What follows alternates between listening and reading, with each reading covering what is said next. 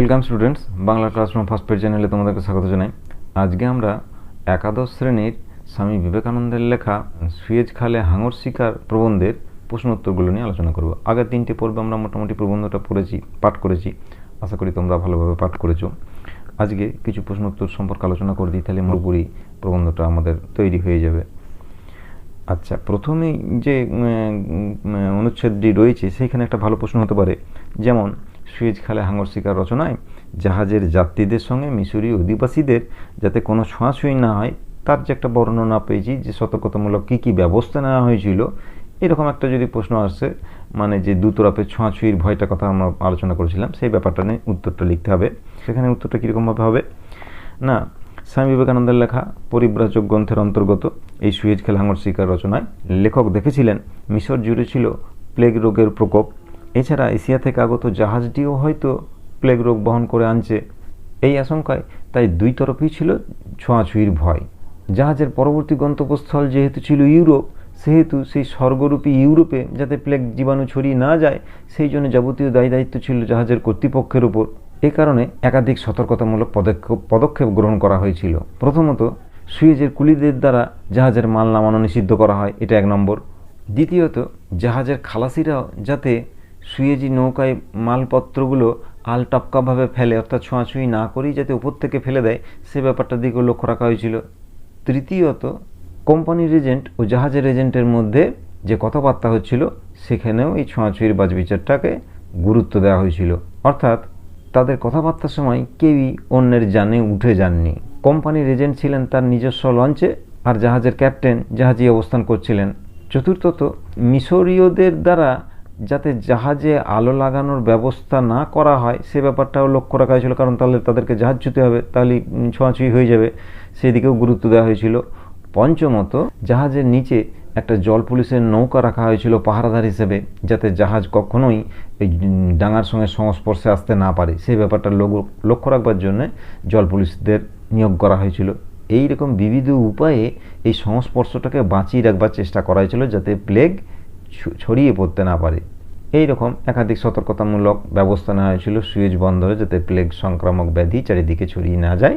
এইভাবে উত্তরটাকে 4-5টা পয়েন্টের মধ্যে দিয়ে ভালো করে গুছিয়ে বাগিয়ে লিখতে হবে। পয়েন্টগুলোকে পরপর মনে রাখতে হবে কী কী করা হয়েছিল। মালপত্র থেকে শুরু করে জাহাজের ক্যাপ্টেনের কথোপকথন, আলো লাগাতে না দেওয়া, জল পুলিশের ব্যবস্থা, এবং কোম্পানির এজেন্ট এবং জাহাজের ক্যাপ্টেনের মধ্যে কথোপকথনের সময়ও সেই পার্থক্যটাকে বজায় রাখতে হয়েছিল, ইত্যাদি ইত্যাদিভাবে পয়েন্টগুলোকে গুছিয়ে বাগিয়ে লিখতে পারলে এটা উত্তরটা হয়ে যাবে। পরপর পয়েন্টগুলোকে মনে রাখতে মোটামুটি 4-5টা পয়েন্ট আমরা পাচ্ছি এটাতে। বেশ, তারপরে আরেকটা যেটা আমরা আলোচনা করেছিলাম, যে সুয়েজ খালে হাঙর শিকার প্রবন্ধে যে স্বামী বিবেকানন্দের হাস্যরসের যে নমুনাটা পেয়েছে, বিভিন্ন ক্ষেত্রে তো তিনি সেই হাস্যরসের নমুনার প্রকাশটা দেখিয়েছেন, সেই সম্পর্কিত একটা প্রশ্ন আসতে পারে যে এটা কতখানি সার্থক হয়েছে। তখন সেইখানকার এই বিশেষ বিশেষ অংশগুলোকে তুলে ধরতে হবে, যেখানে যেখানে আমরা হাস্যরসের বর্ণনাটা পেয়েছি, সেটাও এইভাবে শুরু করতে হবে। যে স্বামী বিবেকানন্দের পরিব্রাজক রচনার অন্তর্গত সুয়েজ খালে হাঙর শিকার রচনায় আমরা দেখতে পাচ্ছি যে এটা 4 প্রকার কৌতুক রসেরই সন্ধান পাওয়া গেছে। অর্থাৎ 4 প্রকার কৌতুক রস কী কী?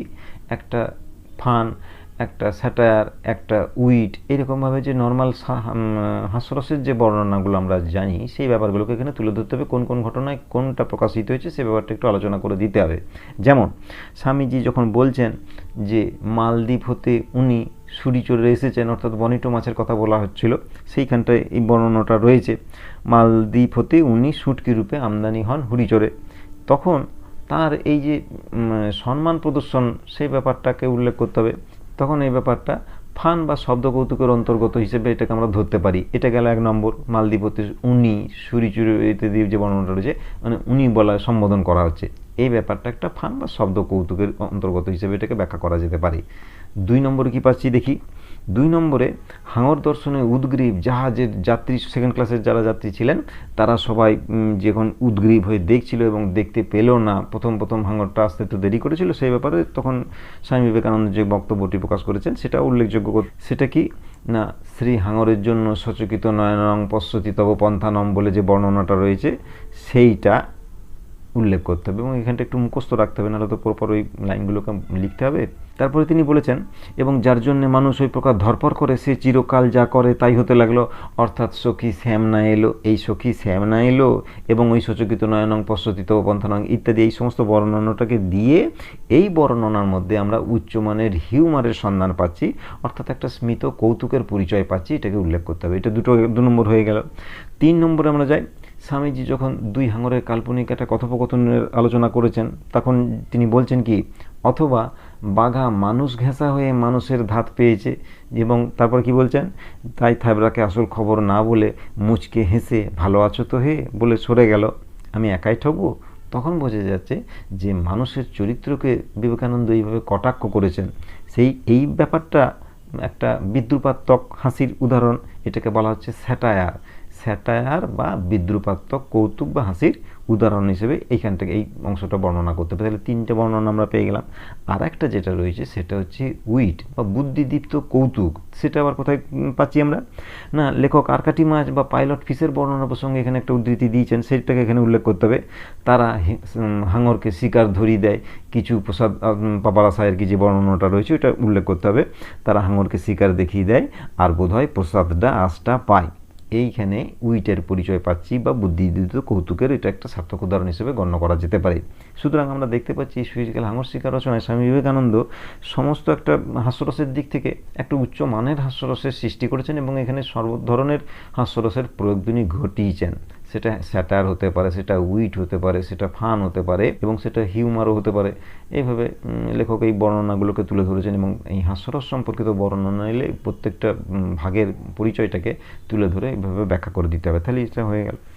আর একটা প্রশ্ন এখানে ভালো প্রশ্ন হতে পারে, নতুন ধরনের প্রশ্ন, একটু দেখে রাখতে হবে, তেমন কিছু কঠিন ব্যাপার নয়, যে স্বামী বিবেকানন্দের সুয়েজ খালে হাঙর শিকার রচনায় লেখকের ভাষা শক্তির পরিচয় দাও, মানে লেখক কোন যে ভাষাগুলো ব্যবহার করেছেন, শব্দগুলো ব্যবহার করেছেন, সেই ভাষা শৈলীর পরিচয়টা সম্পর্কিত একটা যদি প্রশ্ন আসে, সেই ভাষা শৈলীর ব্যাপার সম্পর্কে একটু ধারণাটাকে পরিষ্কার রাখতে হবে, যাতে আসলে আমরা লিখতে পারি। মোটামুটিভাবে একটু জ্ঞান রাখতে হবে যে সেখানে কোন কোন ভাষার তিনি প্রয়োগ করেছেন, সেই ব্যাপারটাও এখানে 1, 2, 3, 4 করে মনে রাখতে হবে। সেটা কি না, ভাষাভঙ্গির দিক থেকে, বিশেষত বাক নৈপুণ্যের দিক থেকে এবং চলিত ভাষা প্রয়োগের দিক থেকে বিবেকানন্দের সুয়েজ খালে হাঙর শিকার এই রচনাটা একটা আশ্চর্য আধুনিকতার পরিচয় প্রদান করেছে। এবং এই আমাদের আলোচ্য রচনাতে দেখতে পাচ্ছি কি, যে একদিকে লেখক যেমন সমাস বা সন্ধিবদ্ধ তৎসম শব্দের ব্যবহার করেছেন, তেমনি প্রচুর দেশি শব্দ ব্যবহার করেছেন, তেমনি ইংরেজি শব্দের প্রয়োগ ঘটিয়েছেন। সব দিক মিলেমিশে রচনাটি একটি উৎকৃষ্ট মর্যাদা পেয়েছে।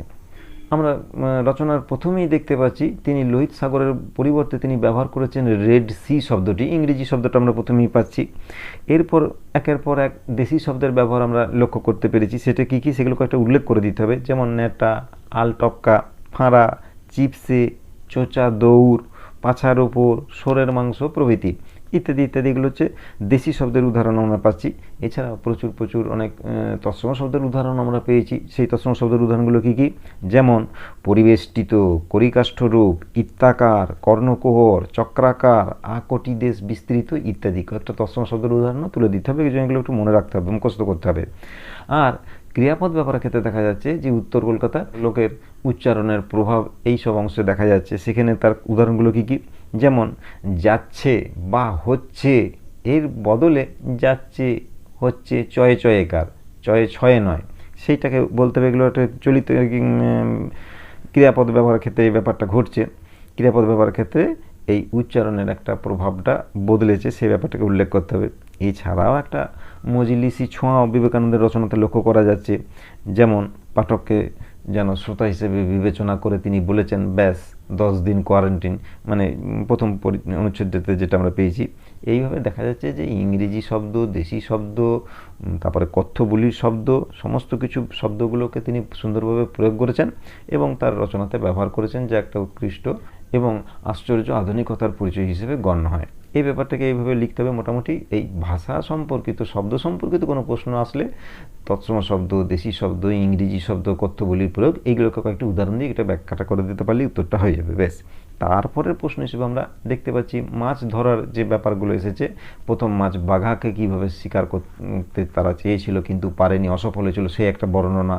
তারপরে বনিটো মাছের সম্পর্কিত একটা বর্ণনা। এগুলো সব আলাদা আলাদাভাবে প্রশ্ন আসতে পারে। তারপরে থ্যাবরামুখ হাঙরকে কীভাবে ধরা হলো, জাহাজের টেনে তোলা হলো, সমস্ত বিষয়গুলো বর্ণনাগুলো এগুলো আলাদা আলাদাভাবে করে রাখতে হবে। তাহলে প্রথম আমরা যেটা দেখতে পারি যে বাঘা নামের হাঙরটিকে কীভাবে শিকার করবার ব্যর্থ চেষ্টা করা হয়েছিল তার একটা বর্ণনা আমরা পাচ্ছি। সেই সম্পর্কিত কোনো প্রশ্ন আসলে তার উত্তরটা ঠিকভাবে দেখতে হবে। স্বামী বিবেকানন্দের সুয়েজ খালে হাঙর শিকার রচনায় সুয়েজ বন্দরে দাঁড়িয়ে থাকা জাহাজের দ্বিতীয় শ্রেণীর ছাদের বারান্দায় প্রায় মিনিট 45 অপেক্ষা করার পর চারপাশের লোকেদের উত্তেজনার আওয়াজ শুনে, চিৎকার শুনে লেখক যখন দেখলেন যে প্রায় 200 হাত দূরে একটা মশকের মতন বিরাট আকারের কালো রঙের কি একটা ভেসে আসছে, হাঙরটাই আসছে সেটা তিনি বুঝতে পারছেন, এবং সেটা জলের থেকে 5-7 ইঞ্চি নিচে রয়েছে, জাহাজের দিকে ভেসে আসছে, সে ব্যাপারটা তিনি লক্ষ্য করলেন। এটা প্রথম দৃশ্য।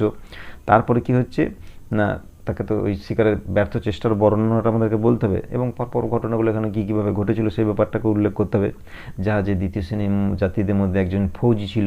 সেই ফৌজি যাত্রীর জোগাড় করা বড়শিতে সেরখানেক শুয়োরের মাংস গেঁথে ভালো করে দড়ি দিয়ে বেঁধে দেওয়া হলো।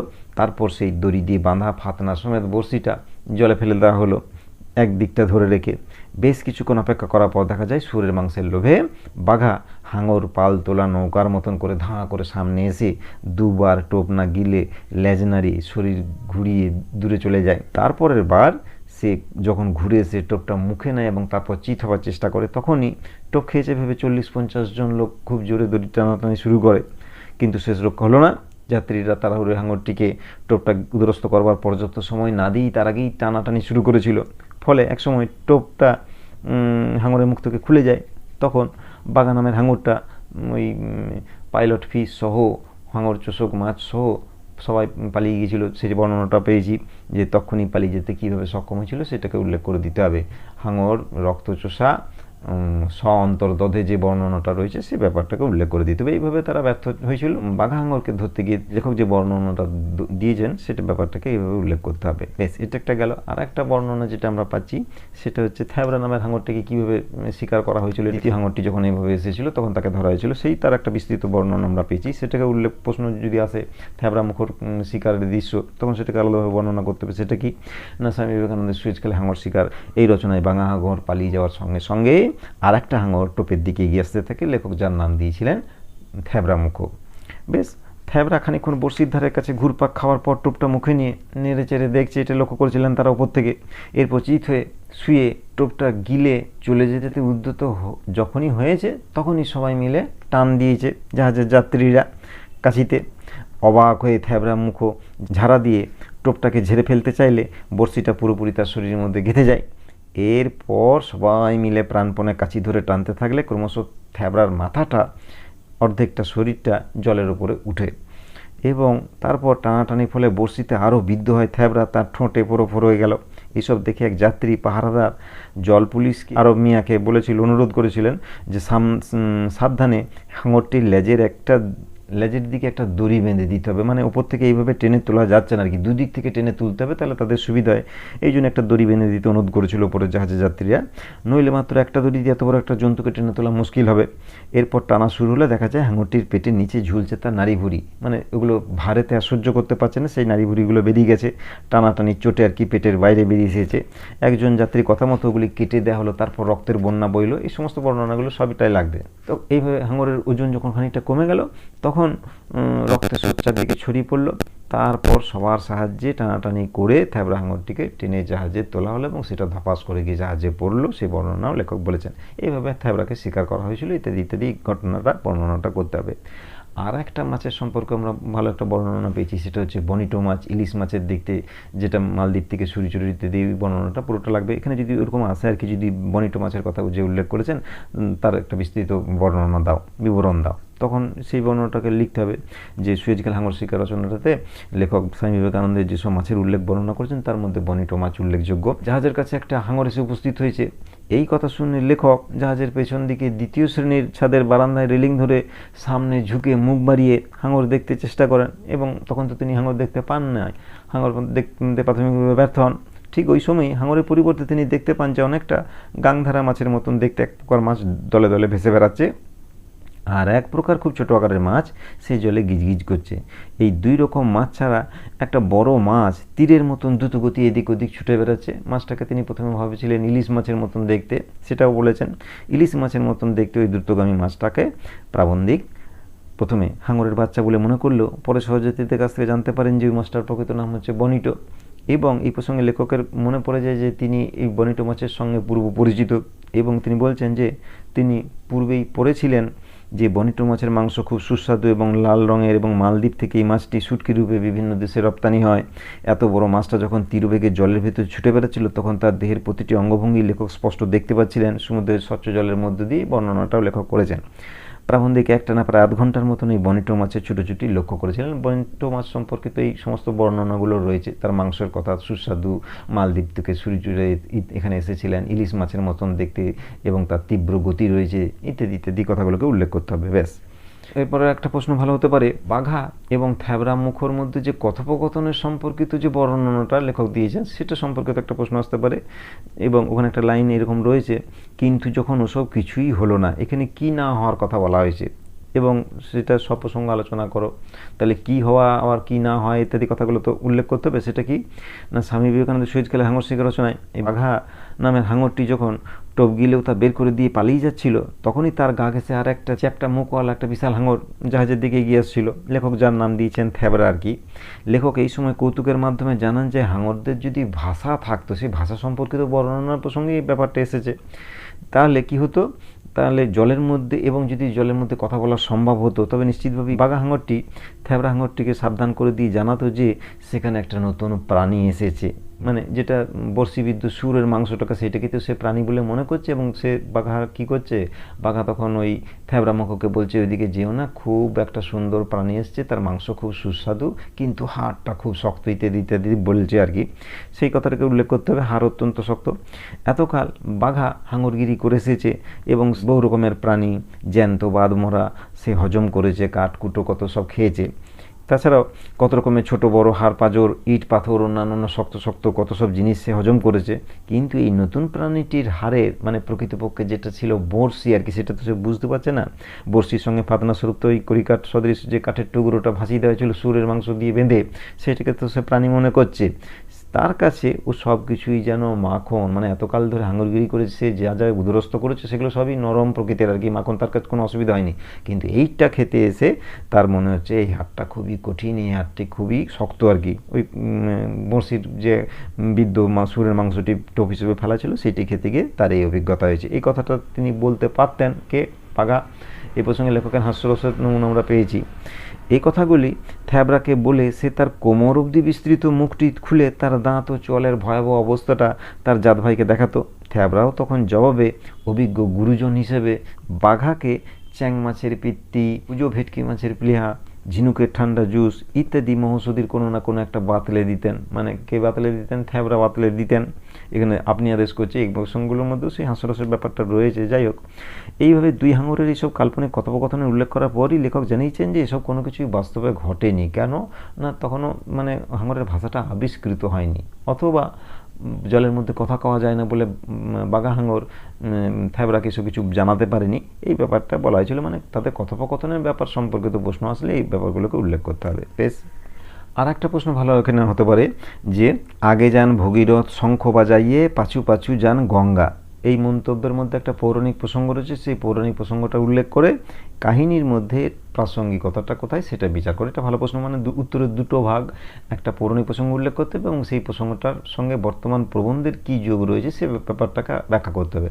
তাহলে পৌরাণিক প্রসঙ্গটা প্রথমে আলোচনা করতে হবে। সেটা কি না, এখানে আমরা যেটা দেখতে পাচ্ছি পৌরাণিক প্রসঙ্গটা যে ভগীরথ শঙ্খ বাজিয়ে গঙ্গাকে নিয়ে আসছে, তার ব্যাপারটাকে উল্লেখ করতে হবে। সেটা কি না, ভগীরথ ছিলেন ইক্ষ্বাকু বংশীয় সগর রাজা অধস্তন পঞ্চম পুরুষ। কপিল মুনির শাপে ভস্মীভূত সগর রাজার 60,000 সন্তানকে উদ্ধারের জন্য ভগীরথ কঠোর তপস্যা করেন। পরে ব্রহ্মার কথায় ভগীরথ তপস্যা করে মহাদেবকে তুষ্ট করে তার মাথায় গঙ্গা ধারণে রাজি করান। অর্থাৎ গঙ্গার যে স্রোতবেগ, সেই বেগটাকে সংবরণ করে মহাদেবের মাথায় মস্তকে সেটাকে ধারণ করতে রাজি করেন মহাদেবকে, এবং সেখান থেকে 7টি ধারায় গঙ্গা মর্তে অবতরণ করেন। এরই মধ্যে একটি ধারা ভগীরথ কর্তৃক মর্তে আনিত হয়েছিল বলে তার নাম হচ্ছে ভাগীরথী। এই ব্যাপারটাকে উল্লেখ করতে হবে। এবং গঙ্গার স্পর্শে ভস্মীভূত হয়ে যাওয়া সগর রাজা 60,000 সন্তান, 60,000 বংশধর মুক্তি লাভ করে আবার পুনরায় তারা স্বর্গে গমন করেন। এই ব্যাপারটাকে উল্লেখ করতে হবে। এটা হচ্ছে সে পৌরাণিক কাহিনীটা। এরপরে আমাদের প্রশ্নের দ্বিতীয় উত্তরের অংশ ক্ষেত্রে চলে আসতে হবে। সেটা কি? সেটাকে ব্যাখ্যা করতে হবে। হাঙরদের ক্ষেত্রে তো লেখক এই কথাটাকে প্রয়োগ করতে চেয়েছিলেন। সে ব্যাপারটা কি না, স্বামী বিবেকানন্দ ভগীরথের এই গঙ্গায়নের ঘটনাটাকে সম্পূর্ণ অন্য এক ঘটনার সাদৃশ্যে এখানে প্রয়োগ করেছেন। হাঙর শিকারের জন্য অপেক্ষারত জাহাজ যাত্রীদের সঙ্গে লেখকও লক্ষ্য করেছিলেন হাঙরের সামনে আসছে একটা পাইলট ফিশ। এটা ব্যাপারটা আমরা তো জানি যে হাঙর নিজে নিজে আসে না, শশাঙ্গ পাঙ্গ হাঙরের বর্ণনা আমরা পেয়েছি অনেকটা। ঠিক মনে হচ্ছে কি ওই গঙ্গার আগমনের আগে ভগীরথ যেমন শাকবাজি গঙ্গাকে মর্তবতরণ করেছিলেন, ঠিক সেরকমভাবে ওই যে থ্যাবরামুখ হাঙর যখন আসছিল তার আগে আগে পাইলট ফিশ হিসাবে যারা আসছিল সেই ব্যাপারটাকেই ভগীরথের সঙ্গে তিনি তুলনা করতে চেয়েছেন। এই পাইলট ফিশ বা আরকাটি মাছ এর কাজই হলো হাঙরকে শিকার দেখিয়ে দেওয়া। পুরাণের প্রসঙ্গকে লেখক এখানে উপমা হিসেবে ব্যবহার করে হাঙরের চলাচলকে এভাবে পাঠকের কাছে আকর্ষণীয় করে তুলতে চেয়েছেন। এই ব্যাপারটাকে উল্লেখ করতে হবে। মানে ভগীরথের প্রসঙ্গটা টেনে এনে পাইলট ফিশকে তিনি এখানে বোঝাতে চেয়েছেন। মানে আরকাটি মাছের রূপকার্থ হিসেবে ভগীরথকে তিনি এখানে টেনে এনেছেন, ব্যাস। আর গঙ্গা হিসেবে থ্যাবরামুখ হাঙরের কথা বলা হচ্ছে। এই ব্যাপারটাকে এভাবে উল্লেখ করতে হবে। তাহলে এটা হয়ে গেল। বেশ, এরপরে আমাদের প্রবন্ধের দ্বিতীয় পর্যায়ে, প্রবন্ধটার মধ্যে দুটো ভাগ। একটা ভাগে লেখক হাঙর শিকার করার কথা বলেছেন এবং প্রথম এই প্লেগের কথাটা বলেছেন এবং তারপরে এই হাঙরের বৃত্তান্তে চলে এসেছেন। হাঙর কীভাবে ধরা হলো, শিকার করা হলো, ব্যর্থ হয়েছিল, এই সমস্ত বর্ণনাগুলো আমরা পেলাম। এরপরে দ্বিতীয় পর্যায়ে যেটা রয়েছে সেখানে ভারতের শ্রমজীবী সাধারণ মানুষের সম্পর্কে তার কথা বলেছেন, ভারতের বাণিজ্য সম্পর্কে তিনি কথা বলেছেন এবং সুয়েজ খাল সম্পর্কিত তার একটা বৃত্তান্ত বা ইতিবৃত্ত পাওয়া যাচ্ছে। এই সম্পর্কিত একটা প্রশ্ন বিভিন্নভাবে হতে পারে, সেগুলোকে আমাদেরকে ভালো করে তৈরি করে রাখতে হবে। নানা রকমভাবে তো প্রশ্ন হতে পারে, সে ব্যাপারটা দেখতে হবে। যে এখানে ভারতের বাণিজ্যকে লেখক মানব জাতির উন্নতির সম্ভবত সর্বপ্রধান কারণ কেন বলেছেন। ভারতের ব্যবসা বাণিজ্য দিক থেকে তো অনেক উন্নত ছিল প্রাচীনকালে, সেই ব্যাপারটাকে উল্লেখ করতে হবে। সেখানে তিনি কি বলেছেন, প্রাচীনকাল থেকেই ভারত ছিল একটা সমৃদ্ধশালী ভূখণ্ড, যাকে বিভিন্ন বৈদেশিক শক্তি বিভিন্ন সময় লুট করেছে, ব্যবহার করেছে নিজের দেশের ঐশ্বর্য শ্রী বৃদ্ধি ঘটাবার জন্য, সমৃদ্ধির জন্যে। আদিকাল থেকেই উর্বরতা, ব্যবসা বাণিজ্য এবং শিল্পে ভারতের মতো সমৃদ্ধশালী দেশ আর একটাও ছিল না, যার জন্য প্রাচীনকাল থেকেই তো ইংরেজরা, পর্তুগিজরা, ওলন্দাজরা আমাদের দেশে এসে ঔপনিবেশিক শাসন প্রতিষ্ঠা করেছে এবং ব্যবসা বাণিজ্যের সূত্র ধরে সমস্ত কিছু সম্পদ এখান থেকে লুট করে নিয়ে গেছে। সেই ব্যাপারটা তো লেখক এখানে বলেছেন। বিশ্বের সেরা সুতি কাপড়, তুলো, পাট, নীল, লাক্ষা, চাল, হিরে, মতি ইত্যাদি মূল্যবান বস্তু আমরা এই আলোচ্য প্রবন্ধটি রচনার 100 বছর আগেও ভারত থেকে পৃথিবীর বিভিন্ন দেশে রপ্তানি হতো বলে লেখক এখানে বলেছেন। অর্থাৎ ভারতের একটা গুরুত্বপূর্ণ ভূমিকা ছিল, বিদেশের বিভিন্ন যে ব্যবসা বাণিজ্যের ক্ষেত্রে ভারতের একটা গুরুত্বপূর্ণ অবদান ছিল, সে ব্যাপারটা লেখক এখানে উল্লেখ করেছেন। এছাড়াও উৎকৃষ্ট রেশম, পশমিনা, কিংখাব এদেশের মতন অন্য কোথাও তৈরি হতো না। এছাড়াও প্রাচীনকাল থেকেই উৎকৃষ্ট মশলার স্থান ছিল ভারত, যেমন লবঙ্গ, এলাচ, মরিচ, জায়ফল, জয়ত্রী এগুলোও উল্লেখ করেছেন লেখক। এসব ভারত থেকে বিভিন্ন দেশে রপ্তানি করত বিদেশি বণিকেরা। তাই অতি প্রাচীনকাল থেকে ভারতে উৎপন্ন দ্রব্যের উপরই নির্ভর করত পৃথিবীর উন্নত দেশগুলির ব্যবসা বাণিজ্য।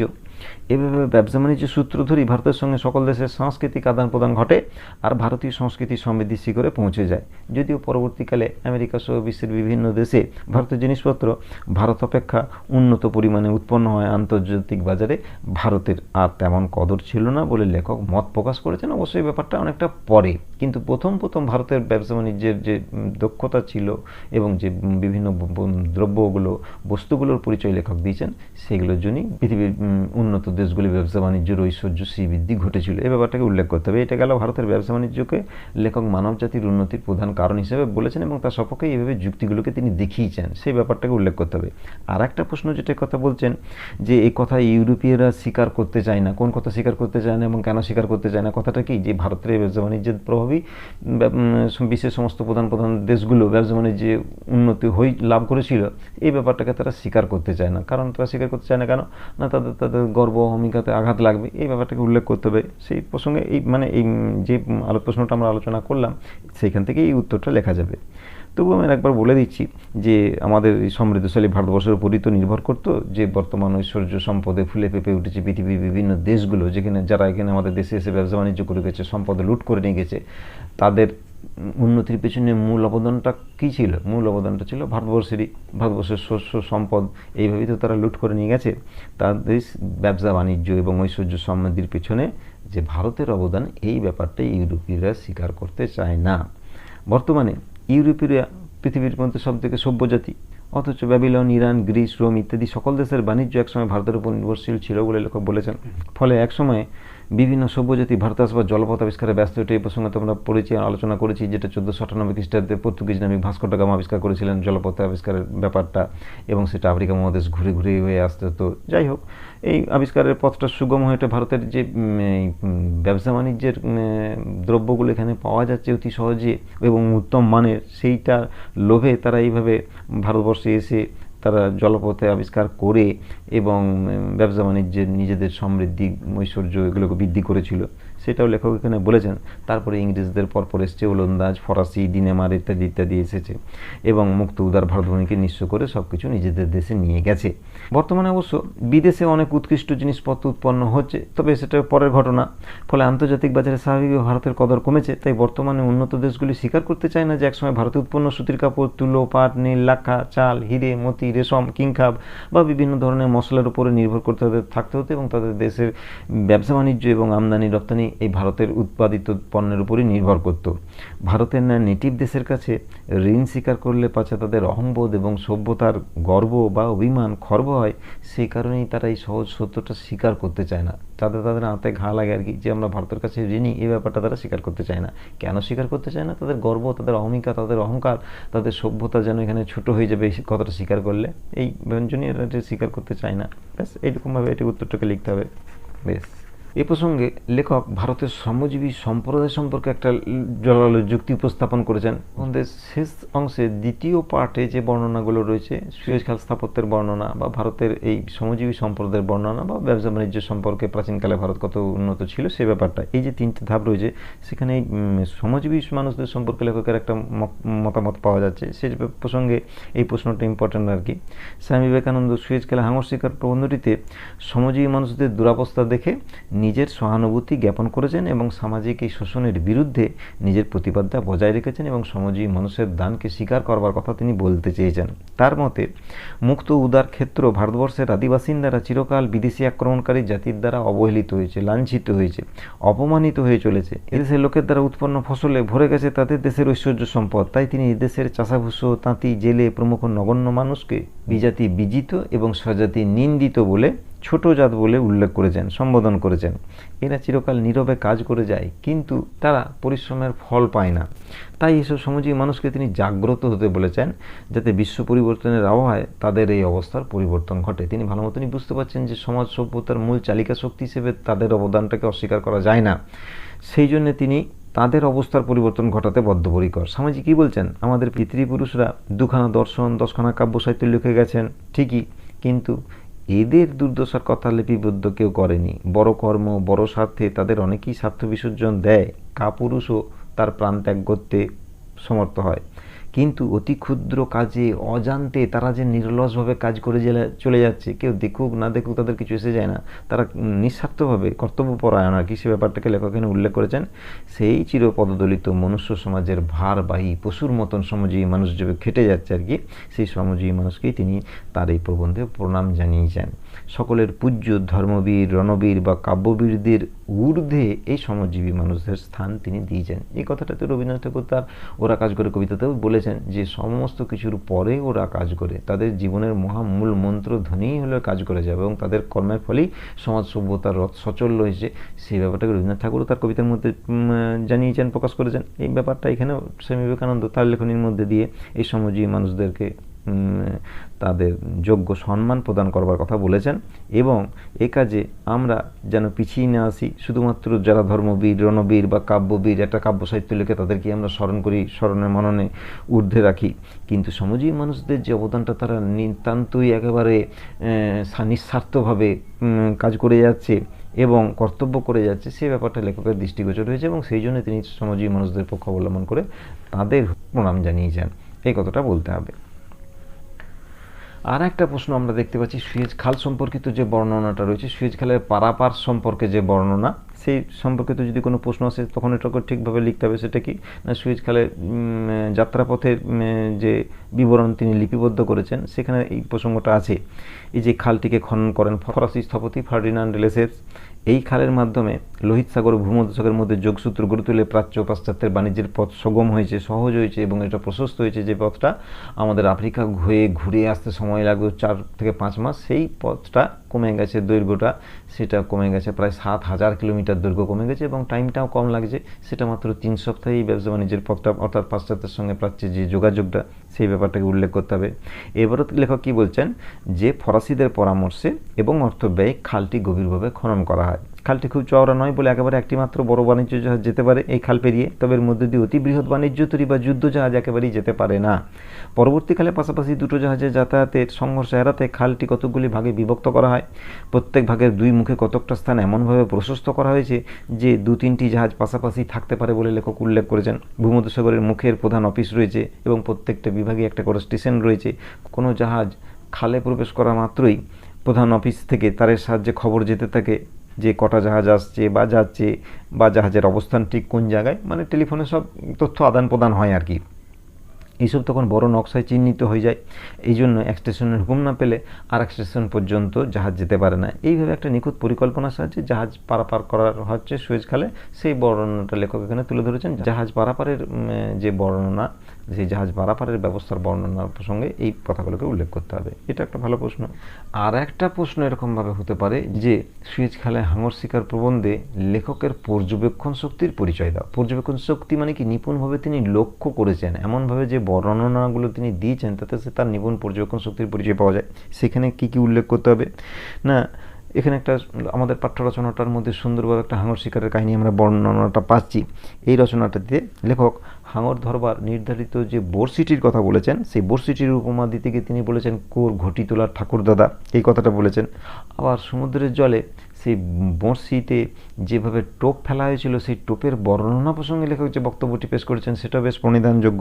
সেটা কি বলেছেন না, জলের মধ্যে রং বেরঙের গোপীমণ্ডল মধ্যস্থ কৃষ্ণের ন্যায় দোল খাচ্ছে, এই যে বর্ণনাটা, এইভাবে সমগ্র রচনাটার মধ্যেই লেখক সুন্দরভাবে সফলভাবে নানান ধরনের রূপমা প্রয়োগ করেছেন। ভগীরথের গঙ্গানয়নের বৃত্তান্তই হোক বা এই কৃষ্ণের গোপীমণ্ডল মধ্যস্থ কৃষ্ণের ন্যায় দোল খাচ্ছে এই বর্ণনাই হোক, এইভাবে লেখক বিভিন্ন উপমাগুলোকে প্রয়োগ করেছেন।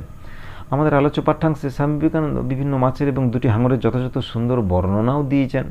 2টি আলাদা হাঙরকে যথাক্রমে বাঘা এবং থ্যাবরা এই সম্বোধন করেছেন। তার মধ্যেও সেই লেখকের সূক্ষ্ম পর্যবেক্ষণ শক্তির পরিচয় পাওয়া যাচ্ছে। কেন না, বাঘের মতন কালো কালো দাগ রয়েছে গায়ে দেখে তিনি বাঘা নামকরণ করেছেন, বা হাঙরের যে থ্যাবরা মুখ অর্থাৎ মুখটা থ্যাবরা পাড়া সেটাকেও তিনি এইভাবে উল্লেখ করেছেন। এগুলো শব্দ নিপুণ পর্যবেক্ষণ শক্তির পরিচয় হিসেবে ফুটে উঠছে। লেখক তারপরেও হাঙর চোষক মাছের এবং তার চোষক যন্ত্রের যেমন খুব সুন্দর একটা বর্ণনা দিয়েছেন, নিপুণ বর্ণনা দিয়েছেন, তেমনি তার চোষক যন্ত্রের কার্যকারিতাটা পা দিয়ে চেপে পরীক্ষাও করেছেন যে জুতোর সঙ্গে কীভাবে মাছটা উঠে এলো সে বর্ণনাটাও দিয়েছেন। তাছাড়াও বড়শি, ফাতনা, টোপ, হাঙরে নাড়িভুড়ি ইত্যাদি যে বিস্তৃত বর্ণনা দিয়েছেন তা সবই তার পর্যবেক্ষণ শক্তির পরিচায়ক হিসেবে ফুটে উঠেছে। এইভাবে আমাদের আলোচনা রচনাটির মধ্যে লেখক একটা সুন্দরভাবে এই উপস্থাপনা করেছেন যে সুয়েজ খালে স্বামীজির পাশে দাঁড়িয়ে পাঠকেরাও যেন মনে হচ্ছে রেলিংয়ে ঝুঁকে হাঙর শিকার দেখছেন। যে বর্ণনাটা তিনি যেভাবে করেছেন তাতে আমাদের চোখের সামনে সমস্ত বস্তুনিষ্ঠ চিত্রটা ভেসে উঠেছে, যেটা শুধুমাত্র আমরা পাঠ করছি না, আমরা যেন সচক্ষে দেখছি কীভাবে হাঙর শিকার করা হলো। এই যে বর্ণনার গতিময়তা, বর্ণনার নিপুণতা, বর্ণনা পর্যবেক্ষণ শক্তির পরিচয় হিসেবে এই কথাগুলোকে তুলে ধরতে হবে। যদি এই ধরনের কোনো প্রশ্ন আসে লেখকের পর্যবেক্ষণ শক্তির পরিচয় কী পাওয়া যাচ্ছে, তখন এগুলো অর্থাৎ কোন কোন ব্যাপারগুলোকে তিনি নিপুণভাবে লক্ষ্য করেছেন এবং ভাষায় প্রকাশ করেছেন সেই বর্ণনাটাকে এখানে এইসবে মানে এই ধরনের কিছু কিছু যে অংশ রয়েছে সেই অংশগুলোকে তুলে ধরতে হবে বর্ণনার মধ্যে। ইত্যাদি প্রশ্নগুলো তোমরা করবে। তোমাদের শৈকাব্যেও বিভিন্ন প্রশ্ন আছে, সেই সমস্ত প্রশ্নগুলো দেখবেন। তোমরা নিজেরা পড়বার সময় প্রশ্ন বানি উত্তর লিখবার চেষ্টা করবে, যে যদি এই ধরনের প্রশ্ন আসে আমি কি লিখবো, নিজেকেই প্রশ্ন বানাতে হবে, নিজেকেই উত্তরগুলোকে দেখতে হবে যে কোনখান থেকে কতটা অংশ লিখতে হবে আমাকে এই প্রশ্ন আসলে, সেই বিষয়ে একটু তৎপরতা বারবার করে প্রবন্ধটা পড়া থাকলে যে কোনো প্রশ্নের উত্তর তোমরা লিখতে পারবে। যাই হোক, আজকে মোটামুটি আমরা এই সমস্ত প্রশ্নগুলো আলোচনা করলাম। আজ তাহলে এই পর্যন্তই থাক, পরের পর্বে আবার দেখা হবে।